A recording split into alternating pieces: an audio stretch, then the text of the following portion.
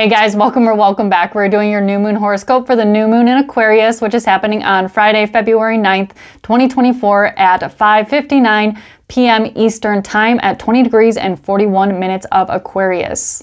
If you were hoping for the new moon to be somewhat peaceful and uneventful, well, you picked the wrong new moon, because this new moon in Aquarius is definitely coming in with a bang, making a square to its ruler Uranus, which is in Taurus, and it is the Chinese New Year. We're moving from the year of the rabbit to the year of the dragon, so there is a lot to dive into with this new moon. This is going to be the first new moon in the sign of Aquarius with Pluto in Aquarius, now that Pluto is back in the sign of Aquarius. And yeah, it is squaring its ruler. There is lots to talk about, so let's just dive into it, guys. And of course, if you guys are new here, my name is Leah, aka the Cosmic Rose. We do astrology, astrology 101, tarot, and spirituality here on my channel. Go ahead and smash that like button as well as subscribe if you aren't already, so you can stay up to date for the current astrology as well as your all sign tarot horoscopes and other spiritual topics. If you guys are new to astrology, you might not know that a new moon is actually when we have an exact conjunction with the sun and the moon. So the sun and the moon will be exactly conjunct at 20 degrees and 41 minutes of the sign of Aquarius. This is just inside the third decan of Aquarius. It's getting to the last portion of Aquarius, more or less. And new moons are really new beginnings. They're fresh starts. This is where you plant seeds of intention. And I might add that this new moon particularly is a lovely new moon for planting intentions and manifestation. As I mentioned, this new moon is going to be the first new moon with Pluto in the sign of Aquarius. So there is a lot of Aquarian energy floating around. We're moving into an Aquarius stellium, which we will have by next week when Mars moves into Aquarius. So there is a lot to talk about. Not only are we planting seeds of intention for this Aquarius new moon, but we're also planting seeds of intention because this is the first new moon with Pluto in the sign of Aquarius, and it is the Chinese New Year. There is lots of fresh energy. If you are even just a little bit intuitive, I'm sure you have picked up on the energy. It just seems different. Something is changing, something is shifting, and we're moving into a new age. A lot of people will speculate that we are actually in the age of Aquarius now, that Pluto is in Aquarius. Either way, we're right on the cusp of the age of Pisces, moving into the age of Aquarius. Things are certainly changing. This is a new moon where I would not be surprised if we see something extremely shocking and unexpected happen in the media. This could also be false news stories in the media with Mercury conjunct Pluto as well. Just be sure to do your own research and look into things. Aquarius is the people. Aquarius is our fixed air sign, and Aquarius is a sign that is known for its innovation, revolution, and its uniqueness. It is about being yourself. There is no way to really pinpoint Aquarian energy because, first of all, no Aquarius placement is going to be exactly the same. I have never met one Aquarian that is exactly the same as another Aquarian. They're all different, and for all the different placements of Aquarius, none of them are the same. That being said, Aquarius is very unique and eccentric and electric, for that matter, because Aquarius does rule things like electricity, as does Uranus. When I think of this full moon, I think of extreme restless energy, anxiety. This is changes that need to happen, changes that are going to happen, whether you're ready for them or not. This is shocking changes to the world and in your individual lives. Look to see where Aquarius is in your particular chart, which house is ruled by Aquarius, and where 20 degrees of Aquarius is in your particular chart to see how this is going to be affecting you personally. This could be somewhat of an overwhelm to our nervous systems. There is lots of electric type energy floating around during this new moon and going into the new lunar cycle.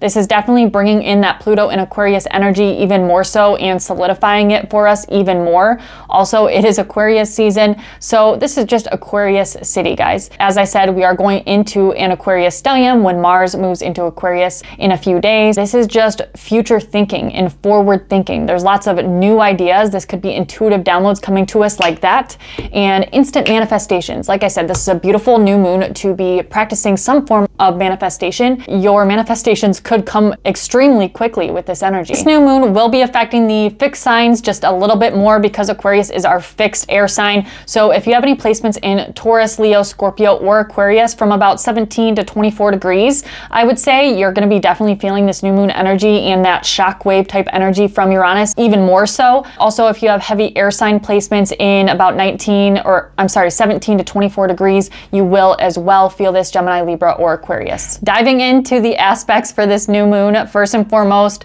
The biggest aspect is going to be the square to Uranus. And the square to Uranus is a very tight orb. It's a 1-degree orb. Uranus is sitting at 19 degrees of Taurus, just went stationary direct. It was our last planet to go direct. So Uranus is still in shadow. This is a very tight orb. And when I think about the new moon, we're thinking about the sun and the moon, which are both squaring Uranus. This is certainly going to involve some sort of mood swings or emotional uncertainty. This could be swinging back and forth between feeling okay and not feeling okay, anxiety. It could be going from depression to happiness. This could be feeling somewhat jumpy or impulsive. Be careful of making impulsive decisions because you could have the urge to do so and it ends up being to your detriment. This could be something very shocking happening because of your impulsive decisions. So just be careful with that. This could also be a subconscious need or want to pull away from others or your relationship with people and wanting more freedom. Aquarius and Uranus, the ruler of Aquarius, they're both about freedom and somewhat of a spacious energy. So there could be a need for more independence or more emotional freedom, squaring the moon. And there could also be somewhat of an identity crisis because the sun is our identity. This is also just kind of a need for stimulation or feeling like you need some sort of mental or emotional stimulation. I'm not saying that this is a very emotional new moon, but it could be that your emotions are somewhat up and down and you can't really pinpoint where they're at. So just like some hands-on stimulation or movement could definitely be beneficial for you. This could also be, somewhat of emotional outbursts or just uncertainty when looking towards the future. It's like you don't know where the future is going and then something happens out of nowhere and solidifies something for you. So like I said, this could be instant manifestations or manifestations coming extremely quickly. So manifestation, I think, would be very good for this new moon. The only other aspect that I think that is worth mentioning for exact aspects from the new moon to other planets or points is going to be the sextile to the North Node and Chiron, because the North Node and Chiron are coming together for their conjunction. They will be in their conjunction, I believe, on the 19th, if I'm not mistaken. Yep, the 19th of February, they will be exactly conjunct. That being said, there is a sextile to the North Node, which makes the new moon trine to the South Node. And sextiles versus trine sextiles, you're going to have to put a little bit more, have to put a little more effort into overcoming something. And that being the Chiron in the North Node conjunction, you're going to have to put a little more effort moving towards the future to release anything from the past that could be damaging from your ego, if that makes sense. The North Node and Chiron are conjunct in the sign of Aries. Chiron and Aries is really the wound of the ego, or the wound within ourselves, or the wound within our childlike self. There could be more of a tendency to want to lean towards the past with that trine to the South Node. So this could be past relationships or, just anything from the past that you're leaning towards.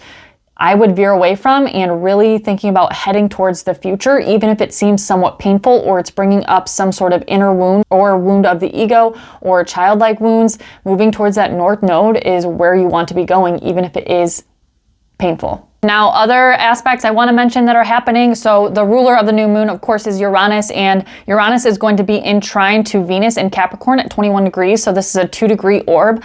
And when we have Venus in Capricorn, which is trine to Uranus, first of all, Uranus trine Venus is a very electrifying energy when it comes to our interpersonal relationships, because Venus does deal with love and our relationships. So there could be a need for space and separation or independence in our relationships, whether that's love relationships or just our one-on-one connections, our friendships, or our relationships with family members, etc. There could be a need or a want to change things up, make things different, or have some sort of independence that wasn't there before. That being said, for interpersonal and love relationships, Uranus and Venus, when they are in any contact, is somewhat of a affair type energy. So just be careful with that and don't go around pointing fingers at people saying they're having an affair, but I'm just saying this for your own benefit. But that being said, this is really, I'm not saying you don't need space or independence in your relationships, but there is a need to kind of ground out the energy and find a middle ground. Definitely utilize spicing up your relationships, but stay true to your values and who you are and who the relationship is as a whole. Venus trine Uranus is also very experimental. Like I said, this could also be unexpected money news or unexpected promotions is what I'm getting, because Venus in Capricorn is very business-minded and money-minded. That being said, Taurus is also a sign that deals with our money. Uranus in Taurus is like shocking changes to maybe financial systems or, sudden news of a promotion or a demotion even. But this could be, you know, sudden changes to your money or your finance or the stock exchanges, for example. So just keep an eye on that. I wouldn't make any risky investments because I think that it's kind of going to be a volatile time in the financial markets as it is. So just be careful with your money. Don't do anything sudden or something that you haven't thought out completely for quite some time. Also, minorly, I wanted to mention that Uranus and Taurus will be in conjunct to the South Node in Libra. So there could just be like a minor irritation or a minor temptation to move towards a relationship from the past. Next, I want to mention that Mercury will be in square to Jupiter, and Mercury is in Sagittarius, of course, and Jupiter is in Taurus. This is a pretty tight orb. It's at 1 degree, and this really actually reminds me of kind of like a Mercury in Sagittarius type energy. Mercury is actually in detriment in Sagittarius, but because Jupiter rules Sagittarius and being in a square aspect, it kind of gives that, you know, detrimental type energy. That's just how I was interpreting it. This could be, you know, somewhat future thinking or forward thinking or thinking you know everything when you really don't. This is also having lots of info, but not really having any clarity on how to move forward with that information. So this could also be a tendency to like have verbal diarrhea or oversharing or over talking or overthinking something. Jupiter expands anything it touches, and Mercury is the mind.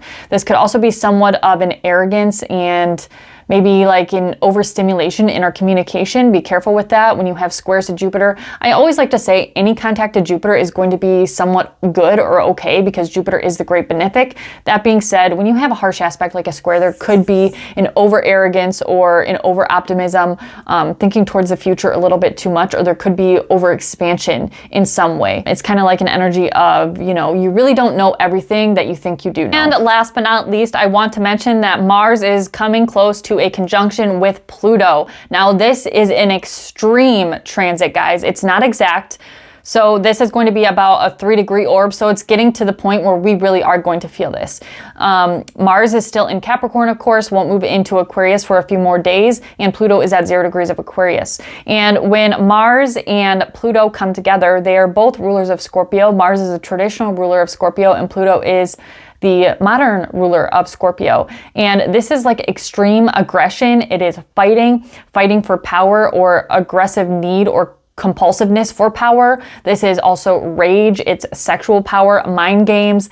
It could be repressed sexuality coming out as anger. This could be like a compulsive need for power and control over yourself or other people. It's sexual taboos. It's also courage and endurance. You know, when you combine the impulsive, quick action-oriented energy of Mars, and I think of Pluto more as like a long-lasting endurance power. They're both very powerful planets, but this is rage at its finest. So just be careful. Don't step on people's toes, especially with all this Uranian and Aquarius energy and Pluto and Mars coming together for a conjunction.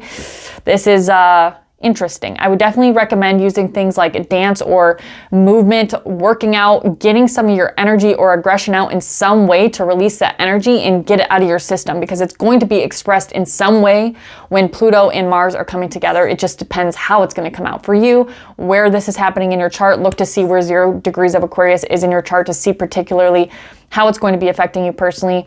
But that being said, this is very primal. It's a transformative energy. It could be transforming your anger as well, because Pluto transforms anything it touches.